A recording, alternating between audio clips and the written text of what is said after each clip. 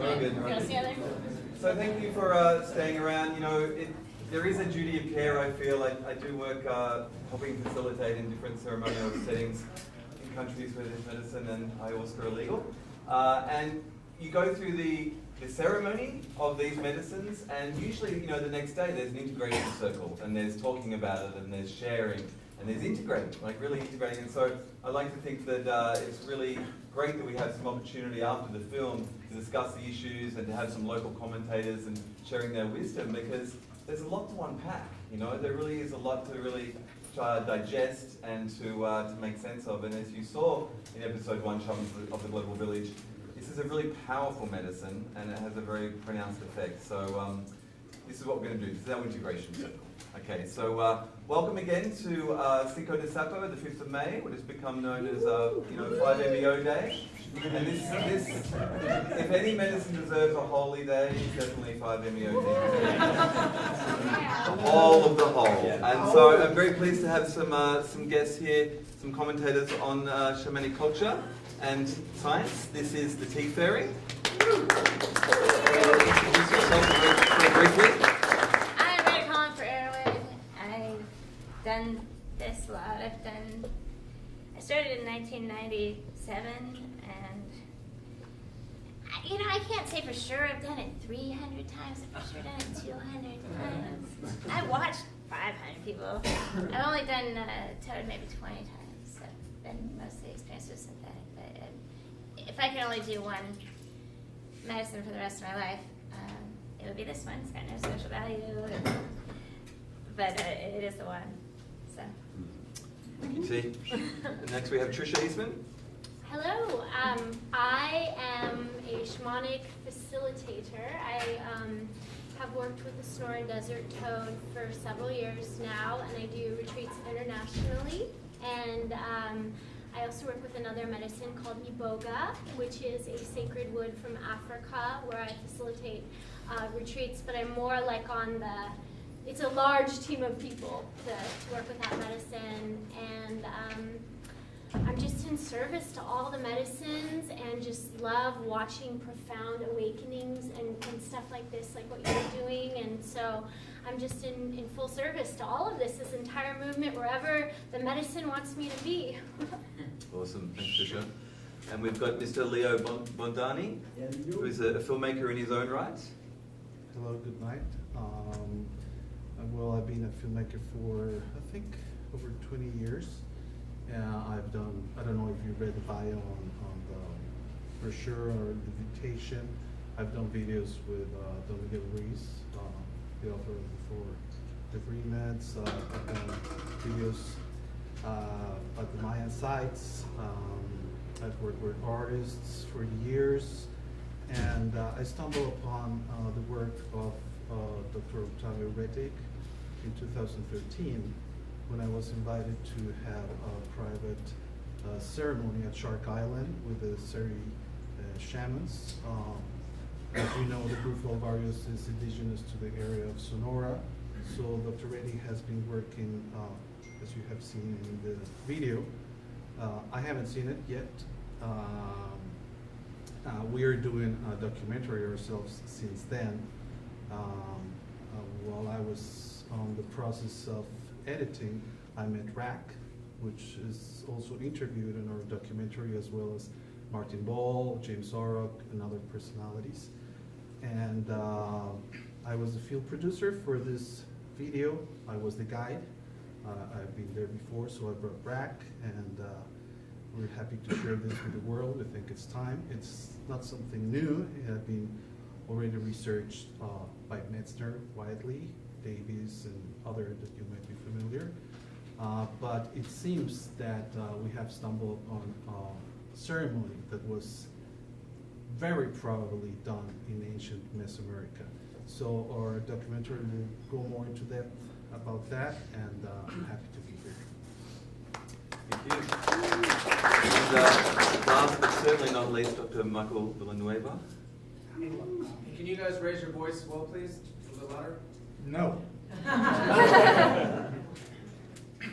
Yeah, my name is Michael Villanueva. I've been researching 5-methoxy some other substances from a different angle. I do brain imaging, and I've been looking, my partner and I have been looking at the EEG, and we have developed some pretty good techniques to extract data, and looking at network connectivity.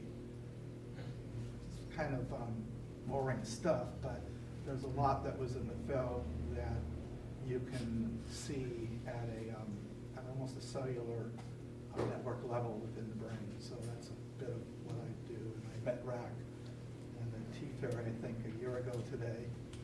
Happy I was anniversary. trying to sort stuff out. And I met Joseph. I don't know where Joseph is. There was a friend of my face. There, hi.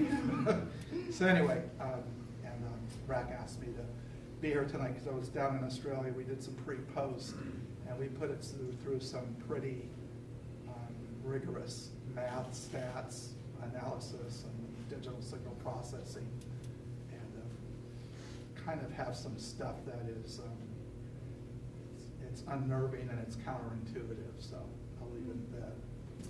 Well, it's interesting because, you know, there's many ways to approach this, and shamanic medicines as they come back into the West. You know, there's the indigenous appreciation and their connection, and as we sort of document in the film, this idea that these substances connect us not just to the plant or the toad or the thing which contains the neurochemical basis of these medicines, but to the spirit that is in these containers, and then to the spirit that they connect to, potentially in the world spirit. And essentially, yeah, definitely the lens of inquiry into 5-MeO, because it sort of brings on, you know, this unity state of consciousness, which I guess in political correct, more scientific terms I like to call non-dual consciousness, but really it's the unity consciousness, in my experience. T, what is your experience of 5-MeO on the inside? You know, people always ask me, how long does it last? Like, what, were the people watching you, or like, for you? I don't know if it's, I think it's Joseph Campbell used to say it was Alan Watts, but there's a quote that says, eternity is not a long time. Eternity has nothing to do with time.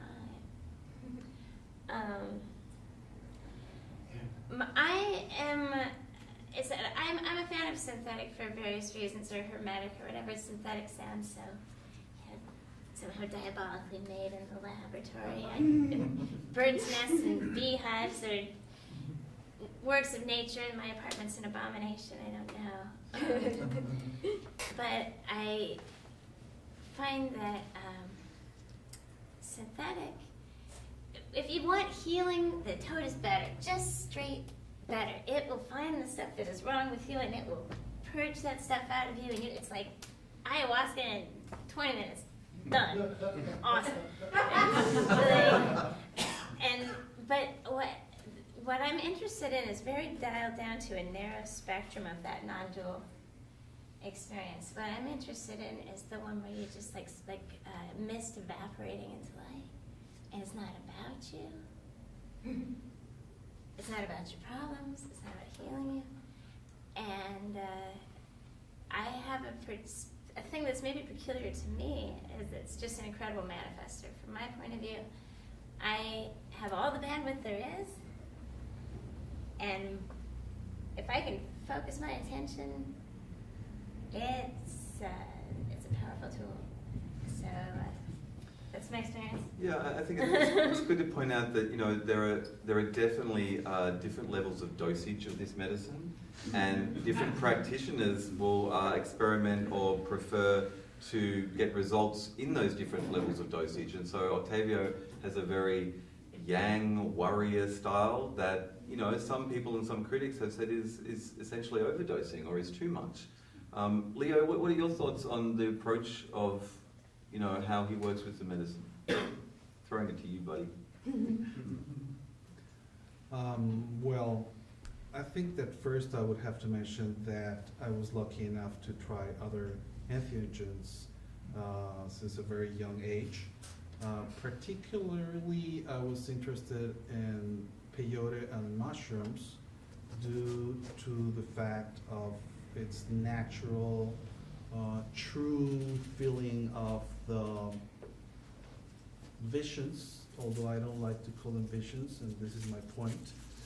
I later lived in the desert where the peyote grows with the Huichol people that now are very popular during the 90s. And I stopped doing entheogens for a while. Of course, I've done LSD, etc., etc. But I stopped for, let's say, 15 years. And I did a lot of progress, I think, with meditation, which I think it's the main point of my comment, that I think that for every person that has done properly, between quotation marks, any of these entheogens will experience the same natural connection that you get. And that's what surprised me about 5-MeO-DMT. I hadn't done other substances for years, and I had solely relied on my meditation or my combination of meditation techniques. I think that meditation techniques should be used as we use yoga, but sometimes we use it as aerobics, so there's a fine line there. But the surprise by Octavio's method passed what is known the Bordeaux, what other authors call full release. And that's what really got me, because what I was experiencing was not hallucinations, was not visions, was exactly the same visions that I would have naturally with my own meditations, and that match also recent research on astrophysics, on several other sciences, and at the same time, you know, ancient knowledge as the Asian that have thousands of years researching electricity, the body, etc., etc.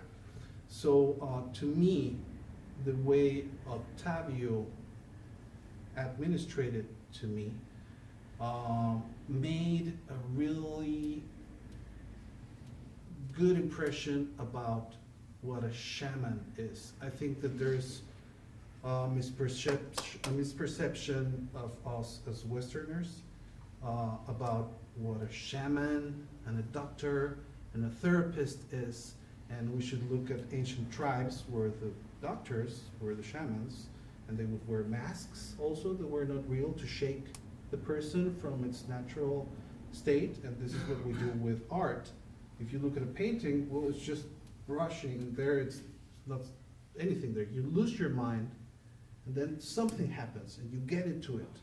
With art, with contemporary dance, with the film, you're not watching people, oh, they're acting, you get into it.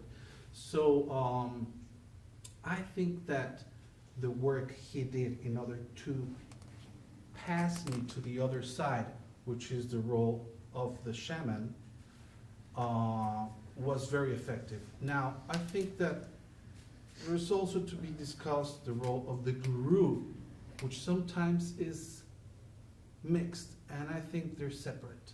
One thing is a guru, another thing is a shaman. I think that a trainer for weightlifting can very well train a guy, and he might not be able to lift those weights, you know, or a very chubby and big guy can train a ballerina for the Olympics, and he doesn't have to do it himself. So that's just something to reflect on. And regarding your question, it was very effective because it brought me to that natural state that you acquire during transcendental meditation, what we call, or other entheogens, when you reach that state, which is not vision or hallucinations, but you feel a real connection with the natural order of the things, which is reflected in the literature of people all around the world in all ages, the same or in a very similar way. Yeah, thank you. I'll say, when I first experienced the medicine with Octavio, I'd previously done the synthetic 5-MeO like 8 years or something before, which is documented in my other film, My Awakenings. And that was like with, meditation mask on, meditating for 10 minutes, and an EEG 19-channel electrocap on, which started my interest in EEG and neuro-shamanism and getting the science and shamanism to breathe. You got it too. Well, it's starting to take off. But interesting enough, that first time was just completely, the Rumi quote, Persian poet, like the drop rejoins the ocean, and it just continually, unfoldingly, meltingly reveals you are the ocean, and that illusion of separation and of individuality melts into the unity of the oceanic source. With Octavio, I definitely went there, but something really interesting with his shamanic style and with the chants, especially with the chants, I was whited out within, this is the first time with Octavio, whited out within 5 seconds, and then all of a sudden in the whiteness, I wasn't there, and then all of a sudden there was this singing. And I don't think it was him, but I think it was the lineage. I've talked to him previously, and when you sing these songs that have a lineage and a tradition, and you're working in this realm, everything that's connected to those songs is present in that lineage as well. And so I experienced in the whiteness these four curanderos, but made of light, like silhouettes of white, and they were singing, and the singing brought me back, and then all of a sudden my pineal gland popped, and this waterfall gushed on the inside, and it was like a baptism, and the universe just poured through me and sang, and it was amazing. But the quality of that container of the shamanic ceremony made a complete world of difference. For the universe coming into me, like the ocean coming into the drop, versus the first time with synthetic when the drop became the ocean. And so it is profound. There's many different styles to work with this medicine. They do have different effects within the container of unity consciousness that we go to. And I'm going to throw to Tricia. What are your thoughts as a shamanic practitioner and someone who's worked with this medicine and with other shamanic practitioners? Mm-hmm. What are your thoughts on the styles and the ways that and the effects that has on clients?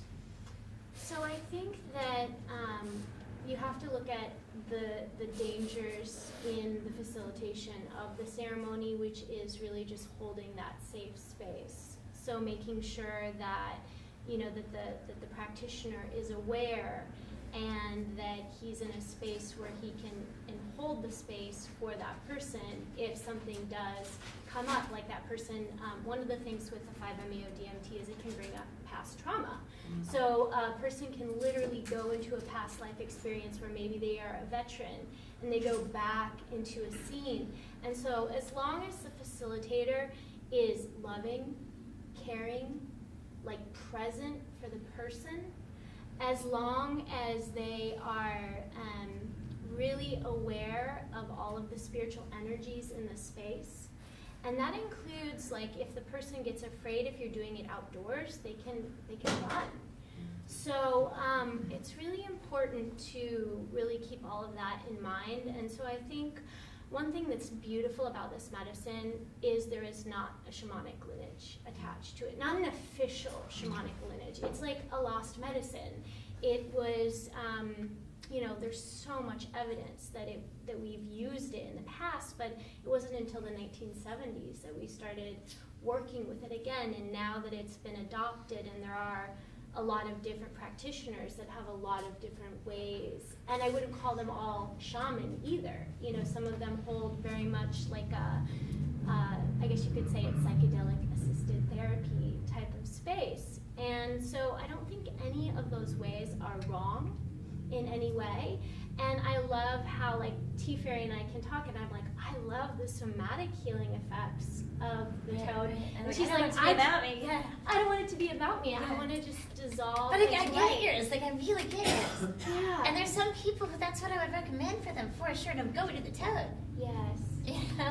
And I love that Octavio, like, for me, like, I love having the awareness and being able to see what's going on in the ceremony within myself when I'm taking the medicine, and being able to work with that energy like a chiropractor and get the understanding, because I feel like that's how I integrate it back in. But how do I really know that's my ego playing a trick on me, making me think that. Like, I might get the same benefit from just dissolving into light. So I think it's really about like the individual feeling really connected to the lineage, to the practitioner, and I think most importantly that the practitioner understands all the risks involved and how to hold the space. So hopefully I'm answering your question properly. Michael, I'd like to ask you, you've had a little bit of experience with toad medicine and people undergoing that experience. Have you seen differences perhaps in smaller doses and full release doses, what people call full release doses? You know, I think I really know what a fifth wheel feels like.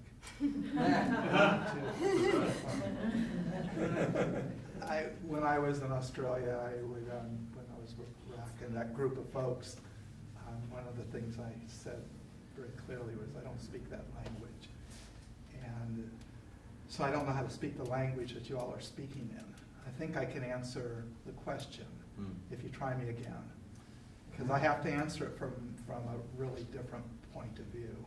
It's the only one I've got. With the data you've been collecting on people who've had toad medicine and they've had like a big dose, or have you seen a difference in what the data might be showing with smaller micro doses of the medicine, or any variations on the theme there? One of the things that I do in my work is I try to put myself aside and go where, and I hate to say this in this context, in this crowd, but I go where the numbers go. I go where the data is. And the data shows me that if, and at least among these, quote, bigger doses, which I don't know what makes a bigger dose or what makes a smaller dose, is that number one, you can have two different brains, and you can have two different problems in the brain. And you can go through one treatment, whether it's a combination of iboga and 5-MeO, which is how I got introduced to, kind of like how I fell into that rabbit hole, and you got two different outcomes. So it doesn't make sense to me. But if I look at strictly what we are seeing in our lab, if I look at how the brain is behaving, and I brought it on a USB stick, that animated network movie, in my opinion, the reason why there's no lineage to this is that it is probably one of the most personal journeys anyone can possibly make.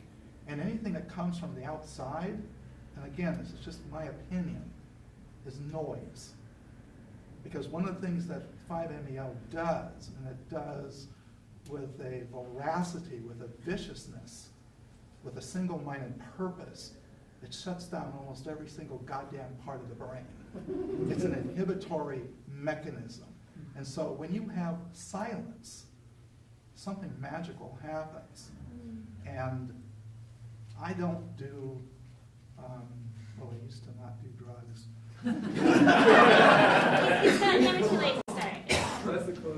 But 2 years ago, on the eve of my 60th birthday, for various reasons, I decided to do 5-methoxy. And I did it, and a week later I had to do it again because of my curiosity. But what was very, very clear to me is that in the silence, with the lack of, and again, no disrespect, but the feathers and the chanting and the water, there was a completely different experience that emerged that was truly profoundly mystical. So you asked me these questions, and I would have to say, if I look at a brain that's undergoing 5-MeO, if I'm going to follow that data, and it's what I do when I train brains and I map them, I'm going to give the brain what it needs. And what it needs, in my opinion, is complete and utter silence. Because what is happening is beyond anything I've ever seen in my life. I mean, anything I could even imagine.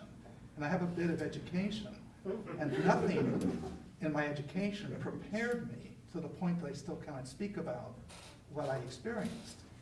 And I was lucky enough to have that because of the silence.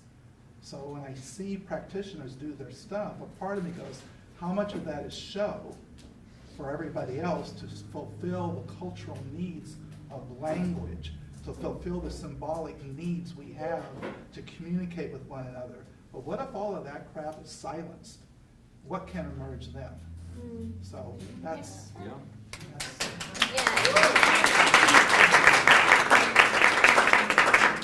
I'm with you on that. For one thing, that's just going back to the society thing, as a science-minded person, if I was going to be trying to take scientific data, I would want the one that's not all that variable, that if you have this much of this, you can know what it is, because toad to toad, every little pile of toad medicine is in fact slightly different. So if you're trying to get real scientific data on the situation, I promise you, because I've tried it, if you shotgun it to somebody, they also get high. Some of it has gone out into the air, but you don't know how much. Synthetic works as a suppository. You know how much is in your body. Oh yeah, and it works for like an hour instead of 10 minutes too. Not a lot. Seven per meditation goes. You're transparent, you can talk about it. 15, that's 5, all right. 25, you might pass out without a sitter right then, dude. But at least you know how much, in fact, got into your body. You know, you're able to get the cleanest possible data, right? But when I would do it for myself, I just do silence, because music makes time linear. So now there's a progression of things. It's not all past and future mixed. You know, that's a really important point, because one of the things that's emerging that we are seeing is that it is in the silence that a new parsing of rhythmic structure with the neural network connectivity. But when I'm coming out, if I could just pick my fantasy, I would have freaking Dave from that video chanting his songs. For me, it's like, once I'm out of the center of the target and I'm coming back, what I would want to hear is Dave chant for me. It's freaking nothing but love, and it's like an info that freaking brings you back home. So like, there's a balance to that. When you're in the center of the target, when we say center of the target, and I love that term, you're not there. You are the center of the target, and you're not separate from it to witness yourself being in the center of the target. Right, but on from like 30 seconds into the event horizon to 30 seconds out of the event horizon, I want it silent. And then I want to hear Dave chant. Come on. That's my call as well. For me, some of my understanding is there is a threshold and there is an event horizon, that's what I call it as well, within which you can be the witness on the edge of deep source, and there's nothing happening in the brain except, oh my God, oh my God, oh my God, oh my God. But you're not God. You're just witnessing on that. This is where the magic happens. And you that's have a lot where of the magic but happens. you remember what you want. That's you where the bandwidth is. You forget what you want. So I interviewed this religious scholar a few months ago who's looking at the Rig Veda and the Sanskrit texts and things like that. And here's the really interesting stuff. He says that, you know, in the Indus Valley, 1700, 2000 years ago, there was a golden age, and they had the Soma, and they had all these maps they've left us of consciousness leading up to basically a samadhi state, to a full release, unity field, you know, God consciousness state. But they also had gradations on the way up. So someone in their culture would be in 5th level samadhi like a newborn baby, right? Fully blissed out, fully in unity, tended to by other people. Someone would hold that and anchor that state in their vessel of their body.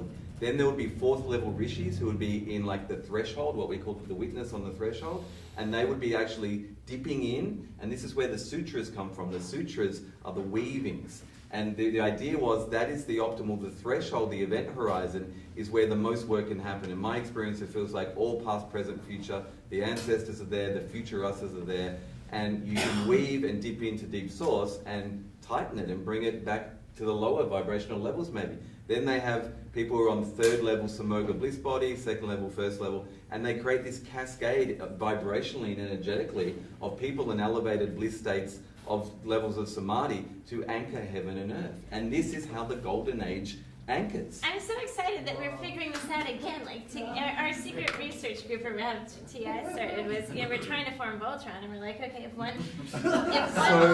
person has all the bandwidth, one person knows what we want, one person is just doing compassion, and one person is just doing protection, can we make a multi-entity that freaking is awesome, right? So this is the thing. It so sounds like they've been doing this for thousands of years. Previous cultures have explored not just individually with healing or individually on a mystic path, but collectively how to hold that energy and how it passes on, or how it, you know, congregates together. And now Leo's got something to say. No. No? Well, I agree with Dr. B and I agree with you. I think, in my experience, what I have witnessed is pretty much a combination of both. I think that we, to understand the world, we divided it in science and what we call spirituality, but now we're seeing that it's all together. About the silence, yes, I agree with you. And all the cultures of ancient times and new ones talk about this moment. In nature, we see eclipses, we see orgasms, we see how the sunset or the zenith of the sun happens. Everything's gradually, and everything is relative to other things, as we know, and we have experimented and see that that's the way it works. So, of course, the silence, it's important, and that's the climax. That's the point. That's the peak. In all cultures, especially the Asians, for example, which they're very known for producing that silence where you get it. But I think that all the process is important, as in sex, or making love, or meditating, or doing exercise. It requires a certain stimulation, and there's a process, there's a climax, and also what comes afterwards is important. So I agree with you, and I think that a lot of what the feathers and the chants and the therapists do is theater, and also the patient. I think that when they don't reach a full release, a lot of patients need attention, and they need to be heard, and they need to hear what they think they were in their other lives, or they need somebody to tell them what they would like to listen they were in other lives, etc., etc. What I have witnessed is that when there's a full release, there's no ego. That person's not there anymore. If she's talking or doing something, she's faking. She's doing theater. And also the shaman, the feathers and the shaking and the music in all cultures, and also in science, we know when there's a dynamo, it starts with and then there's a point, beep, and that's the whiteness. Also, as we know in the electromagnetic spectrum, for example, white is all the colors. So I think that nothing is total, and sometimes in order for us to understand, we need like information that is given like, oh, this is this. But I think it's more like a process where what I have witnessed is the shaman facilitates that bridge, the canoe, which in a lot of cultures the shamans are known for, to be able to get to the other side. When the person is really in the other side, what I have witnessed is they don't know they're there, they don't know where they are, they don't know that the shaman's there, they don't hear themselves, they don't hear the music, they don't hear the chants. What I have witnessed myself, and I have witnessed filming now dozens of people, is that the feathers and the shaking and the chants help the person when it's coming back. Oh, I started hearing those chants, and I remember I'm a human, and I remember I was here, and they're here, and it helps. You know, like you're not running, you know, but you're like slowing your pace, and like, okay, the chants, and it helps you. And I've seen that also with the peyote, where the people sing all night, and also with the Tibetans, the Hindu, lots of other cultures. So I think that sometimes climax is produced by a combination of chants, colors, and all these things, even without any substances, because we know we can produce that on the brain. Well, that was just my brief. Speaking of the brain. Can it sounds like a point by point, but I want to make a clarification. Yes, I guess I was advocating silence, but I want to really stress this one point. The brain is being shut down. So I'll say that again. The frontal lobes are being shut down. The auditory cortex is being shut down. It is being inhibited. It's not being turned off. It's being inhibited. So if I look at how the brain is responding, that's my sense of wanting to, I don't know, use your language, honor that, If you take a snow globe and you shake it, the snow is going to fall and it's going to distribute itself along the leaves of, along the pine trees, the little fences. It's like the brain. What we see is that the power spectrum drops out of the toilet. It's as if somebody pulls the plug and every single erg of power drops. It's really phenomenal because we've seen this. And then there is a rebound effect.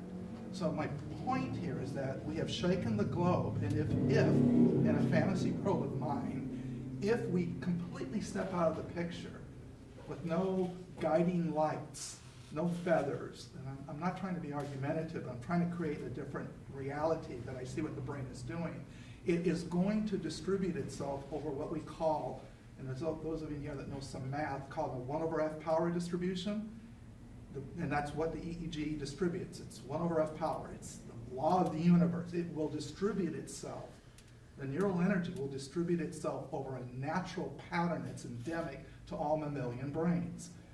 And I wonder sometimes with our trappings how much we're putting fences in the snow globe, how much we're putting little houses in the snow globe so that the energy will distribute itself in a more neat form that we are accustomed to.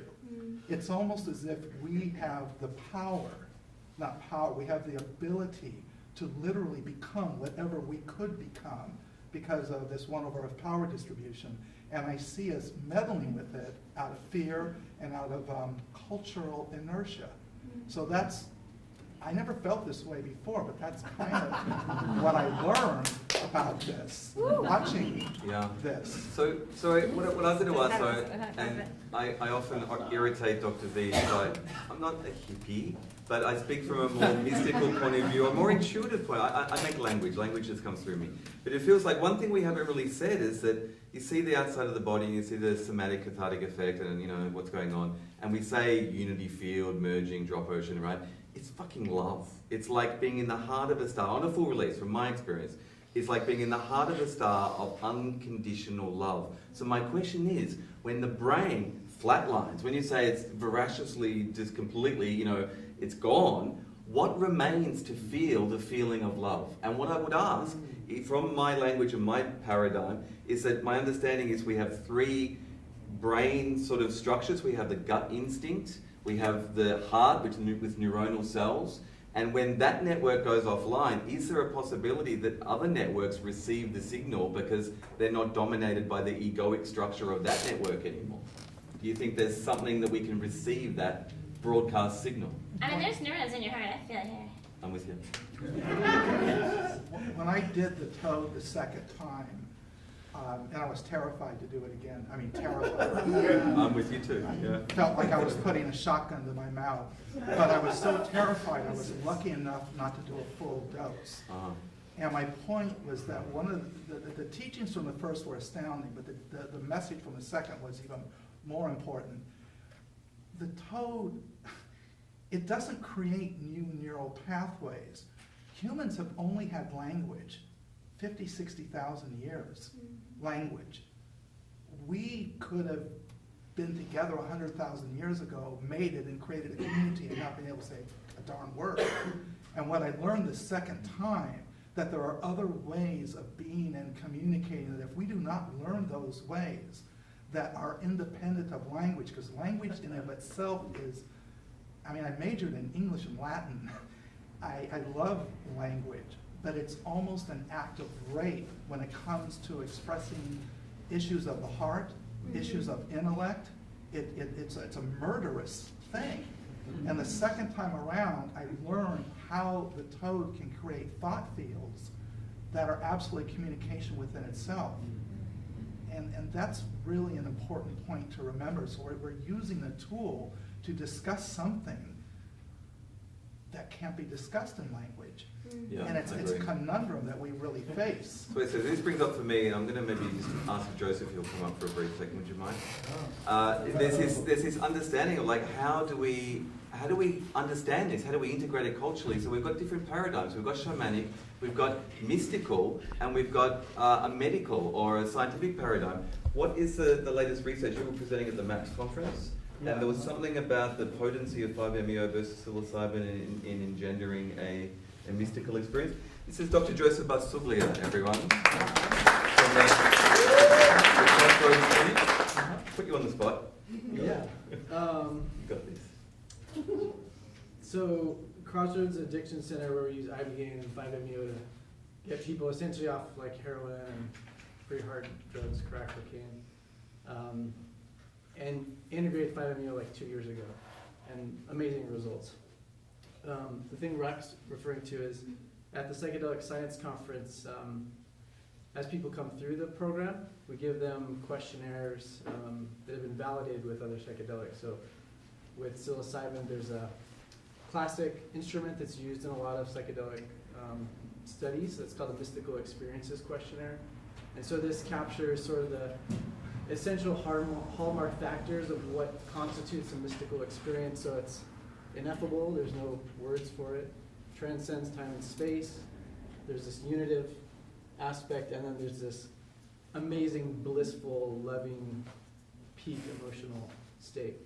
So what we found with 5-MeO on this kind of self-report, kind of crude metric scale was that with Toad, which you don't know the full DMT content, 50 milligrams of Toad medicine, which is roughly like 5 to 7 milligrams of synthetic, which is considered an Erowid, like a kind of low, moderate dose. It was on par with the maximum dose of psilocybin in terms of its ability to occasion a mystical experience. So in all these psilocybin studies with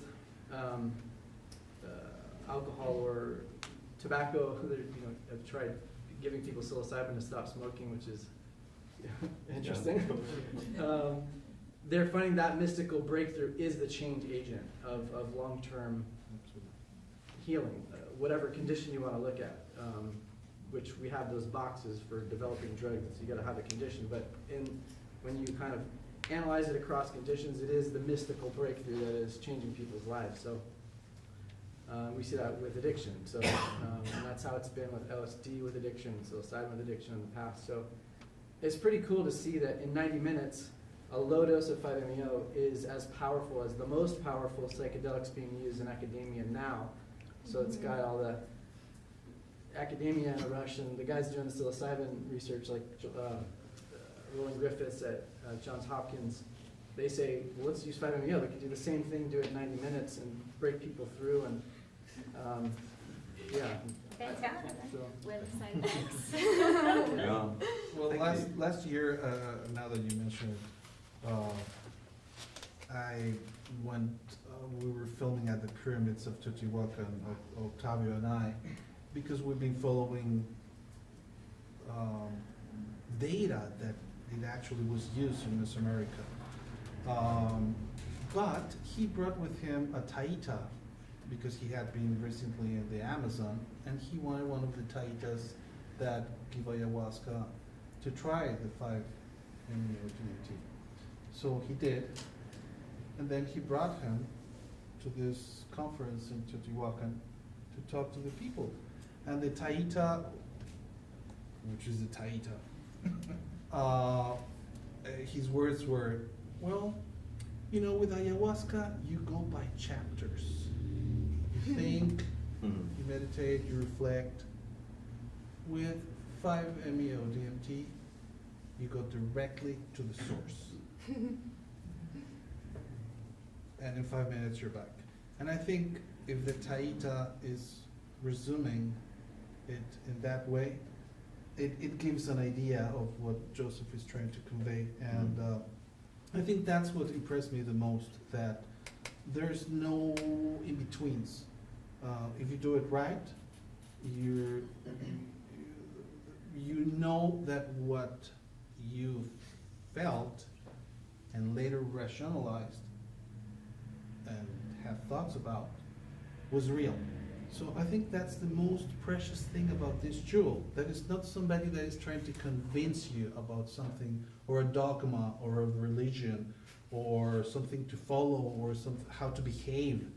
I think that the main component of this is that it is direct.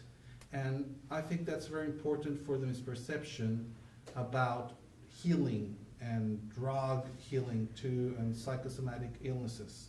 Why does it work in all of those cases? because of that, because people get it.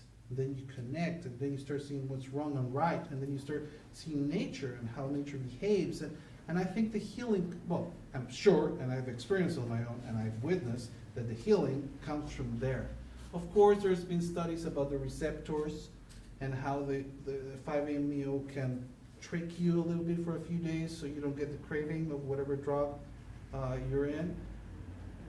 That needs more research, of course, but I think that the real healing, as Joseph mentioned and you mentioned as well, comes from what Dr. B just explained to us. With all his years of science, and the same thing happened to Huxley and to etc. It's a direct experience that then you rationalize, you have thoughts about, you corroborate, but it's a direct thing. It's not somebody that somebody told you. And I think that's the most precious thing, because then you experience all these levels, like the Kabbalah does, or Keter at the top and all these levels, or the Tibetans, or the people from India, or etc. So it, depending on how much you want to go there, is what you start getting a map on how it's structured and it's real. That's my personal witness. It's interesting. One of the other things that happens with people who have had this medicine, and I think Tricia touched upon this before, saying it's not necessarily the lineage or it's in nature, but it's also in us. But people say they can have reactivations, and that especially that first week or the first few nights after, there can be a surplus of either 5-MeO, or perhaps it's not that there's a surplus, that it's activated some type of circuitry or frequency or network in the brain. But over time, as I've worked with this medicine and many different practitioners and seen many, many different people, I've seen in them that they're not actually having maybe reactivations. It's just that something feels like it's activated. And the thing that we forget, the elephant in the room, is this is endogenous to our brains. It is native, it is natural. It's like God's backdoor access that he's built into the wetware, right? To come through and peek in and have a look what's happening down here on planet Earth, and it's always there. I really feel that this is the first and, well, the original, the first and here now, global endogenous sacrament. It's something that it's not, the plants have these things, the toad has these things, we have this thing. And I feel on a shamanic level that there's been a few generations in the West and millennia in indigenous cultures of working in relationships with the plants and sacraments which alter consciousness or plug us back into Gaian consciousness. But in our course of history, they're basically lately been doing it to remind us that we can do this too, and that it's always there, as long as if you're in alpha, beta and problem solving and you're stressing and you're creating your egoic filter, you don't recognize that it's back there. But all through time, people who are sensitive have had these mystic connections, and it's endogenous, and they can do it, they can go there naturally.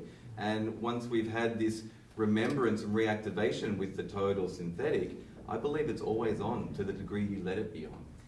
Yeah, the thing is, it's difficult to say for sure if this is the same as some of these states with a Sanskrit name or whatever. It definitely gives you the confidence that this is at least not just a verbal construct without a referent. That in fact, they're not just saying paradoxical things to sound clever. It must be something like this. It's close enough to your normal brain state that some people can apparently hypnotize themselves into it with enough discipline. It's not that far away. And once you have the neural pathways laid down and the neural associations built up, I think it makes it easier to meditate. It certainly makes people more inclined to, they know there's gold in there somewhere to, take up a practice.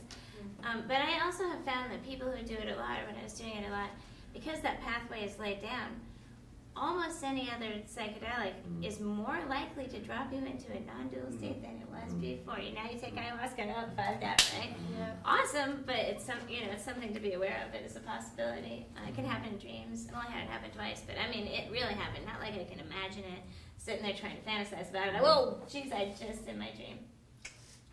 These what you were talking about, Rak, the access those states. We use the words neural pathways as if they're little things, and they really aren't.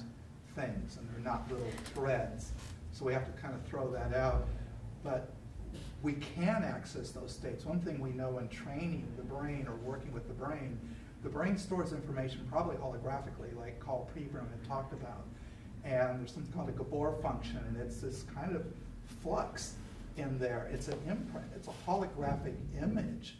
And I've had clients that have gone to Mexico that have done this and have come back, and they will, report like 4 or 5 months later, wow, I smoked a joint, and I'm like, oh my God, I was back there again. So these are, to use the horrifying word, networks, but I prefer, these are the holograms that we've been imprinted, they're there. And if they're there so readily, like you keep talking about, they must have always been there. I'm sure. And they will always be there. And it's just how we're accessing them. It's really quite astounding how something like this can introduce us to a humanity that we seem to have lost.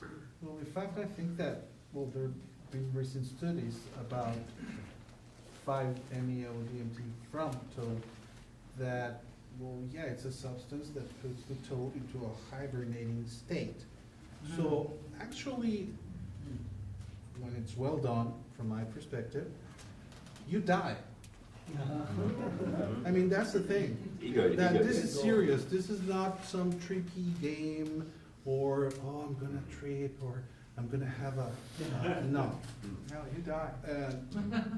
I mean, people can talk about Castaneda being a hoax or whatever, but the teachings of Don Juan, excuse me, they are wisdom. And they talk about the path of the warrior, and that's not a joke, and that's not a mushroom trip. So it's a tough experience when it's well done. It's no easy thing. You have to train for years, from my experience, to be able to handle this with meditation and other substances, and then probably little dosages of this until you're able to have what they call a full dosage. Now, I think that actually you are there. You go back there, you die, and you come back, because this substance has this property, like it brings back the toad when it's in the cave for 6 months under the ground with the rain. It seems like nitrogen plays a part there, but it totally makes sense, because where we go in our meditations, where we go in what we call dreams or sleep, which we don't really know as Westerners how really does that happen. And we come from somewhere, and when we die we go somewhere, and also we have these orgasms that bring life to these cells. It's weird that it's all connected to that otherness. To me, I have only done the experience once, and it was on the solstice of December 2013. And I haven't had the need to do it again. It happened to me like when I was living with the Huicholes in the desert. People were, oh, you must do the peyote all the time. Actually, when I was living there, I didn't do it. If you haven't done the homework, why are you going there? It would be recreational from my point of view. Like there, and with this drug, you can't be recreational with this medicine. It's not something that you go and enjoy, like, oh, let's go and have a little. I think that is more related to that. And 4 months later, I was making love to my wife, and in an orgasm, I started yelling. Neighbors, like, what's going on? I went into the state again for like 10 seconds. So this proves that this medicine kind of equalizes or puts you back into our normal pattern, how plants and trees, and we're all together and we're on this algorithm or something that we access.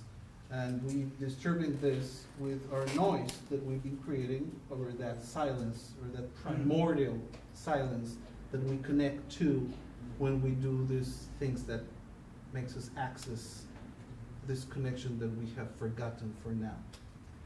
When you talked in your film, you guys had the chemical structures up, and it's like Octavio say something like, this like LSD was like, did he say It evil? looks just like LSA, basically. It's similar enough. Did he say it looked bad or something? He was bad or This is kind of in between. no? Because one thing I was really struck by was all about these plant medicines, they all been around, but they had been gone for the West, gone, shut down. And so what did the West do? It made new ones. It made a new one. Yeah. And that's Because that's the drive to pro- alter state is part that of is the the profoundness what this consciousness. medicine connects us with, is that source. You know, you're not making it, well, some Swiss chemist is going to do it for you. Wait, so what happens? Well, Imagine the alternate universe for some. Synthesize.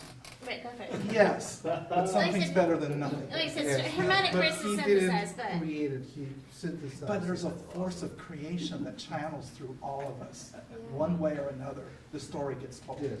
Hoffman to- had his inspirations with his psilocybin and Maria Sabina, Yeah. which brought him to these same conclusions that were. Terence McKenna had the phrase "plan, plant, planet."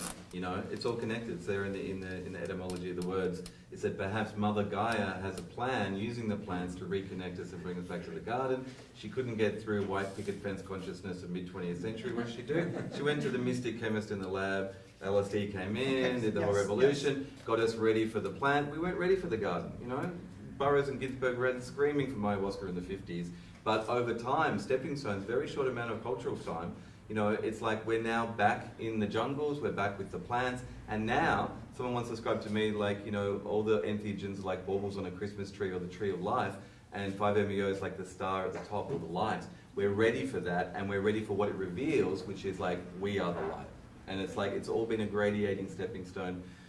Self-awareness and knowledge and reclaiming that full circle of the world ages, and here we are. And we're going to have to wrap this up. I know there's so much we can say. my tiny, Any last thoughts from the tiny panelists? thought is that what if, let's say iboga had been discovered first in the lab? Not first, they're doing it over the Venice California, but we don't know it, right? And so they just, you know, Shogun's put this thing together and you try it and you're like, oh my God, it's like, it's a plant spirit. But we don't know what the plant is, right? But it's quite possible that things that we have managed to put together in fact exist out there in nature, and that we have just, the fact that we have found them this way doesn't make them not even be things that are out there in nature. Recreating. Yeah, I mean, it's like I said, 5-MeO certainly exists in your brain, so. Last thoughts, panelists? I wanted to say that I think that the 5-MeO is the ultimate biohacking tool, because every single issue that you have comes down to fear of death. Even if it's like you're chasing money because you want women, it's because you want to procreate the species. If you are seeking money or anything that you're seeking in life, it really boils down to fear of death, or not getting love, or not loving ourselves. And so when you break through and you actually die and you let it all go, then you know there's nothing to be afraid of. And then you can just follow what you love in your heart. And that's the ultimate healing there, because like our planet is endangered. Even the toads are endangered. We just don't have time anymore. We don't have hours to be drinking even tons of plant medicines every weekend for the rest of our lives. We need to figure it out now. It's time for us to really figure it out fast, and this medicine was a gift so that we could figure it out really fast and return to what we love. It's the dawn of the toad. Very brief last thoughts. Well, I'm very happy to be part of this team. I'm very happy that we screen Shamans of the Global Village tonight. I haven't seen it because I don't want it to What's your documentary influence called? my documentary. The documentary that Dr. Reddig and I are doing is called OTAC, the Sacred Ancient Medicine Ceremony. And, I might resume with just Tricia said, that I think that closeness to death and the fear to death and the love about death and everything that starts falling into place with that experience, it's when it's needed. And fortunately, we were able to stumble upon the work of Dr. Reddig. You know, there's many other people now. He's a pioneer, and you're gonna hear comments, you know, from him as you hear comments of people doing parachute, people, you know, have accidents. or skydiving, or even doing skateboarding, but he has more than 7,000 patients, which I think that they can speak for themselves, and also all the stirring that is happening on the community. Of course, there's interests that are at stake, but that always happens when there's a new medicine or a new tool that can be accessed. It happened with the Egyptians, it happened in every culture. So let's just be careful, and I think that the value of this, what just Tricia said, is the immediacy that this, how this works. It gets you there, and that's very important right now because we don't have time, and that resumes a lot. Uh-huh.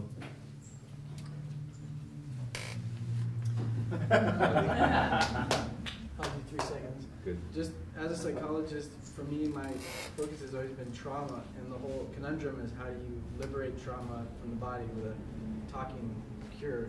And I was at a training all day today about somatic therapy, and this medicine, I think, shuts down the more evolved brain and allows the reptilian locked-in structures to talk to itself and to liberate it from the body. So I'm bananas about this as a trauma treatment for the future of this. Yeah. And the God factor, the Godgasm factor, of course. too. So really Yeah, I nice.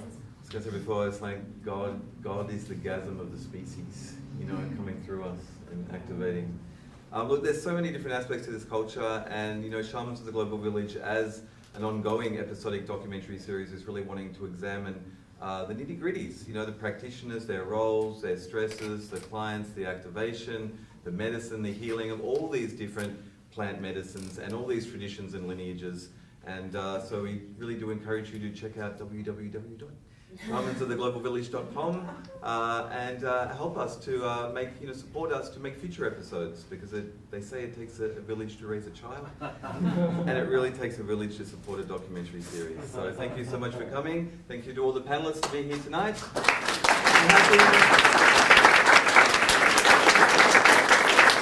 Happy Cinco de Mayo, happy Teafaerie Day.